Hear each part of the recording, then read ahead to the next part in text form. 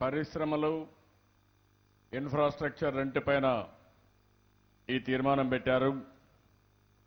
ఆ తీర్మానాన్ని ప్రతిపాదించినటువంటి గణేష్ కుమార్ని అదే మాదిరిగా బ్రహ్మాన్ని ఇద్దరిని అభినందిస్తున్నా. ఈరోజు నూతన రాష్ట్రం చాలా సమస్యలున్నాయి. ఒకప్పుడు హైదరాబాద్ నగరాన్ని నాలెడ్జ్ నగరంగా నాలెడ్జ్ హబ్గా తయారు చేశాం. ఈరోజు మళ్ళీ ఇక్కడికి వచ్చినప్పుడు నేను ఒక విజువలైజ్ చేసినప్పుడు చాలా బ్రెయిన్ స్టార్మింగ్ సెషన్స్ చేశాను. ఆ రోజు ఉండే అవసరాలను బట్టి అవకాశాలను బట్టి ఐటీకి ప్రాధాన్యత ఇచ్చాం. ఇప్పుడు కూడా నాలెడ్జ్ ఎకానమీకి ప్రాధాన్యత ఇస్తూనే మనకుండే తీర ప్రాంతం 1000 కిలోమీటర్లుంది. ఈ ఒకప్పుడు అమరావతి రాజధానిగా లాజిస్టిక్స్ హబ్ కింద సౌత్ ఈస్ట్ ఏషియన్ కంట్రీస్ కంతా వ్యాపార లావాదేవీలు ఇక్కడి నుంచే చేశాం. అది 2000 సంవత్సరాల కంటే ముందు చరిత్ర. ఈరోజు మళ్ళీ ఈ 1000 కిలోమీటర్లు ఉపయోగించుకుని పోర్ట్ లెడ్ ఎకానమీ రావాలని, ఎక్కువ ఉపాధి అవకాశాలు రావాలని చెప్పి ఒక ప్రయత్నం చేసి, నాకుండే అనుభవంతో మీరు చూస్తే ఇంతవరకు ఆంధ్రప్రదేశ్లో 5 సార్లు ఇన్వెస్టర్స్ పెడితే ఆ రోజు హైదరాబాద్లో 2 సార్లు పెట్టాం. ఈరోజు విశాఖపట్నంలో CII, government of India, Andhra Pradesh government మళ్ళా 3 సంవత్సరాల్లో 2 సంవత్సరాలు ఇక్కడనే ఇన్వెస్టర్స్ మీట్లు పెట్టాం. దగ్గర మీరు చూస్తే చాలా దేశాలకు కూడా వెళ్ళాను. అక్కడ కూడా పోయినప్పుడు సింగపూర్ కానీ, జపాన్ కానీ, చైనా కానీ, Russia, Kazakhstan, England, Sri Lanka, America ఇలాంటి దేశాలకు కూడా వెళ్ళి మా రాష్ట్రానికి రండి, పెట్టుబడులు పెట్టండి, మీకు అన్ని వస్తువులు ఇప్పిస్తామని చెప్పాం. ఇక్కడ కూడా రాష్ట్రంలో మీరు చూస్తే నీళ్లు కానీ, రోడ్లు కానీ, ఇంకొక పక్క విమానాశ్రయాలు కానీ, ఇంకొక పోర్ట్లు కానీ, ఇంకొక పక్క కరెంటు కానీ, ఇవన్నీ కూడా ఏది కావాలనో ఇన్ఫ్రాస్ట్రక్చర్ కూడా స్ట్రీమ్ లైన్ చేశాం. ఒకప్పుడు కాంగ్రెస్ కరెంటు దొరికేది కాదు, కరెంటు వచ్చేది కాదు. స్మాల్ స్కేల్ ఇండస్ట్రీస్ అన్ని సిక్ అయిపోయినాయి. 1-2 కాదు, ఆల్ ఇండస్ట్రీస్ సిక్ అయిపోయి చాలా ఇబ్బంది పడి ఉండే ఉద్యోగాలు పోయినాయి, పెట్టుబడులు మొత్తం పోయే పరిస్థితి వచ్చింది. అక్కడి నుంచి మనం ప్రారంభించి ఈరోజు VBIC చేశాం.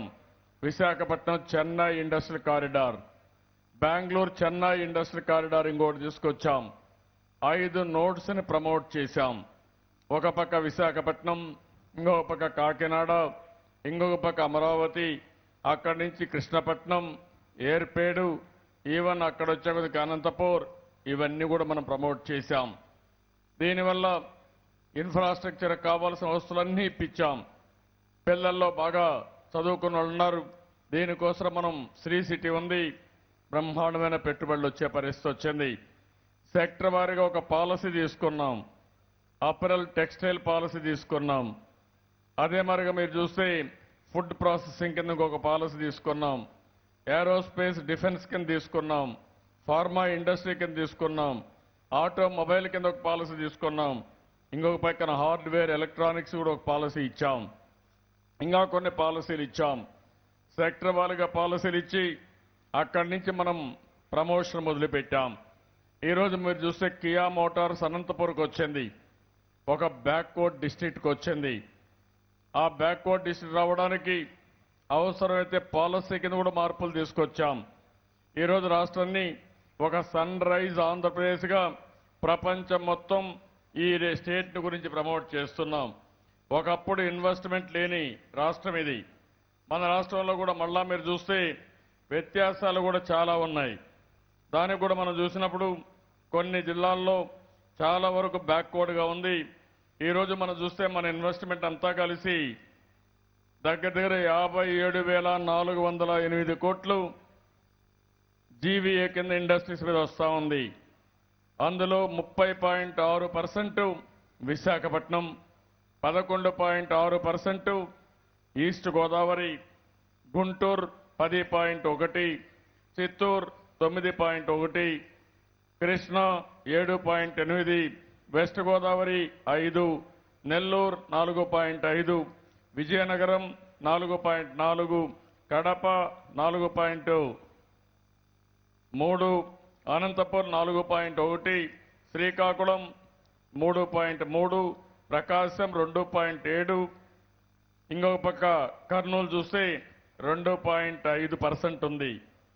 ఇది చూసినప్పుడు నేను ఎక్కడికక్కడ ఇవన్నీ కూడా ప్రొవైడ్ చేసి పెద్ద ఎత్తున పెట్టుబడులు వస్తాయని నేను తిరిగినా కానీ ఇక్కడ మనం ప్రమోట్ చేసిన తర్వాత 1529 MOUలు చేశాం.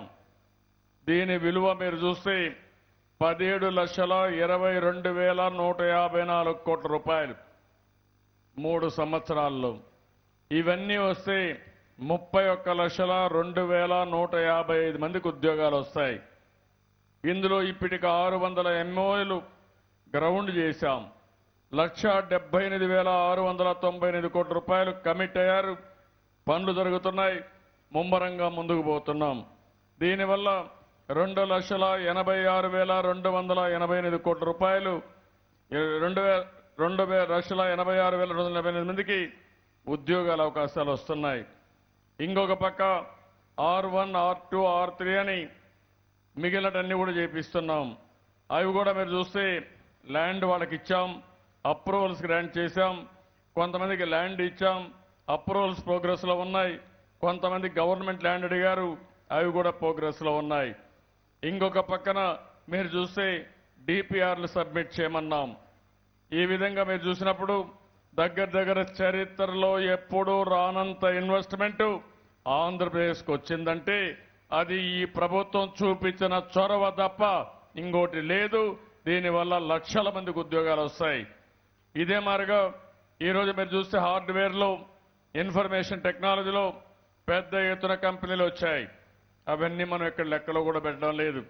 అంటే నేను ఒకటే ఆలోచిస్తున్నాను, రాష్ట్రాన్ని ఒక మ్యానుఫ్యాక్చరింగ్ హబ్గా తయారు చేయాలని, చదువుకున్న మన పిల్లలకు ఇక్కడే ఉద్యోగాలు రావాలని, ఆ విధంగా ఇండస్ట్రీలో ఎక్కువ ఉద్యోగాలు వస్తే ఇండస్ట్రీస్ ఎక్కువ పెడితే దానివల్ల మన రాష్ట్రం అభివృద్ధి అవుతుంది.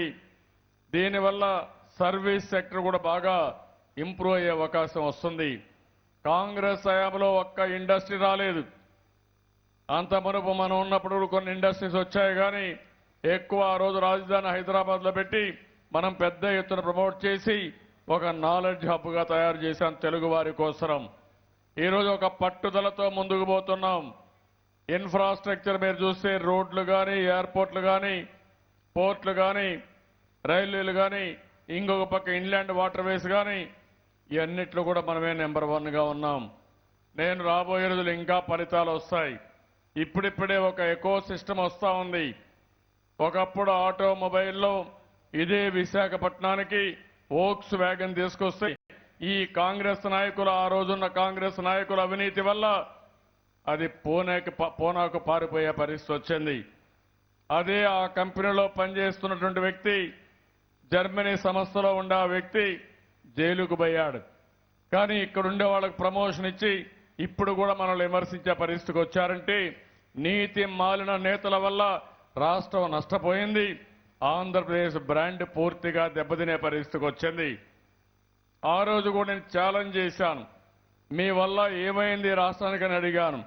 సమాధానం కూడా చెప్పలేకపోయారు.